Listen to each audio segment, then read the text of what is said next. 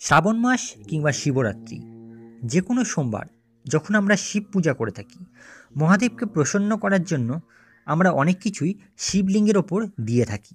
কিন্তু শাস্ত্র অনুযায়ী এমন কিছু জিনিস শিবের কাছে একেবারেই দেওয়া নিষেধ। শিবলিঙ্গের ওপর কোন কোন জিনিস দেওয়া উচিত নয়, আসুন জেনে নিন। প্রথমত, তুলসী পাতা। শিবের পূজায় তুলসী পাতা একেবারেই দেওয়া উচিত নয়।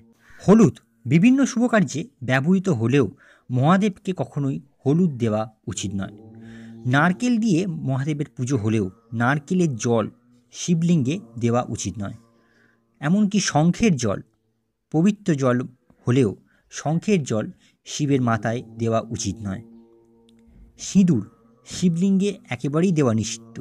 শিবলিঙ্গের ওপর আতপ চাল দেওয়া যেতে পারে, কিন্তু ভাঙা চাল শিবলিঙ্গের ওপর না দেওয়াই উচিত। মহাদেবের পুজোয় আকন্দ, অপরাজিতা, নীলকণ্ঠ, ধুতরা এই সমস্ত ফুল ছাড়াও সাদা ফুলও মহাদেব বেশ পছন্দ করেন। কিন্তু কেয়া গাছের ফুল বা কেতকী ফুল দেওয়া একেবারেই নিষিদ্ধ। মহাদেব সবথেকে বেশি প্রসন্ন হন যে পাতাতে, তা হলো বেলপাতা। কিন্তু মনে রাখবেন, এই বেলপাতার কোনো দাগ না থাকে। আর বেলপাতা মানে 3টি পাতা নিয়েই যে বেলপাতা, তাই শিবলিঙ্গে দেওয়া হয়ে থাকে।